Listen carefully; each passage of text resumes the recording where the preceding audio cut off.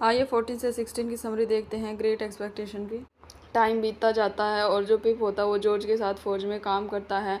वो धीरे धीरे एक एडोलसेंट हो जाता है। उसे वर्क जो के साथ काम करना बिल्कुल अच्छा नहीं लगता, लेकिन वो जो की गुडनेस की वजह से ये सारी बातें अपने तक ही रखता है, क्योंकि वो जब भी फ़ौज में काम करता है आग के अंदर उसको स्टेला का फेस दिखाई देता है जो कि उसको मॉक कर रही होती है। पिप स्टिल ट्राइज हार्ड।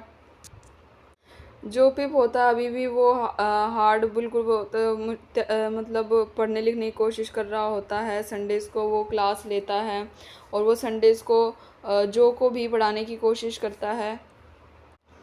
तो एक संडे को पिप कोशिश करता है जो को परसुएड करने की मिस हैविशाम ने उसको बुलाया है। जो पिप को कहता है कि ठीक है तुम्हारी एडवाइस सुन ली, लेकिन तुम हैविशाम से दूर रहना क्योंकि तुम थोड़ा कंफ्यूजिंग साउंड कर रहे हो। जो का फौज वर्कर है जिसका नाम है डोल जोरलिक, वो पिप की ज़िंदगी को और भी लेस प्लीजेंट बना देता है। ओरलिक एक विशियस ऑफिस है, हेटफुल है और वो बहुत ही क्रूली तरीके से पिप को ट्रीट करता है।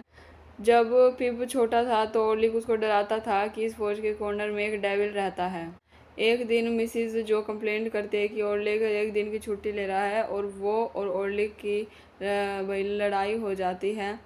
मिसिज जो होती है वो जो को बुलाती है ताकि वो उसका ऑनर को बचा पाए और जो क्विकली डिफीट कर देता है ओरलिक को फाइट में। और जो मिसिज जो होती है वो एक्साइटमेंट में बेहोश हो जाती है।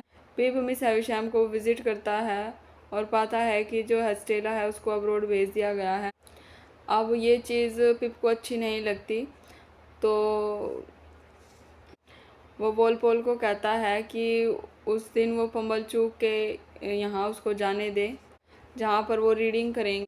जब वो घर पे आ रहा था तो पिप ने ओरलिक को देखा एक शैडो में और गन के फायर की आवाज़ आई एक प्रिजन की शिप से। जब वो घर पहुंचा तो उसको पता चला उसकी बहन जो थी उसको उसके ऊपर अटैक किया गया और उसका दिमाग अब काम नहीं कर रहा है। पिप को लगता है कहीं वो कन्विक्ट जिसके पैर में बेड़ियां बंधी हुई थी कहीं उसने तो इसको मेरी बहन को अटैक नहीं। अब लंदन से जो पुलिस आती है क्राइम की देख रेख के लिए, जो पुलिस होते हैं वो बिल्कुल ही मूर्ख होते हैं और पता नहीं लगा पाते कि किसने अटैक किया। मिसिज जो की बात नहीं कर सकती, वो एक लेटर टी को ड्रॉ करती है एक स्लेट पर और पिप फिर गैस करता है कि टी रिप्रेजेंट करता है हैमर को और इसी से बीडी कहती है कि ये शायद ओरलिक को संकेत कर रही है।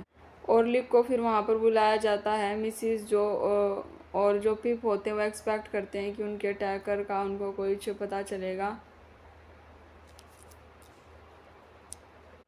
लेकिन इंस्टेड ऐसा लगता है कि वो ओरलिक को देखना चाहती थी। तो उसको देखकर ऐसे लग रहा था वो ओरलिक को खुश करना चाहती थी टी लिखकर। तो जो पिप होता है वो पम्बलचूक को एक स्टोरी पढ़ के सुनाता है जिसमें एक मैन होता है, उसका लवर उसको कन्विंस करता है उसके अंकल को मारने के लिए पैसे के लिए। तो इसी कहानी को पढ़कर जो पिप है वो भी ऐसे सोचता है कि मैं अभी जो उसका ब्रदर इन लॉ है जो उसको छोड़ दूँगा।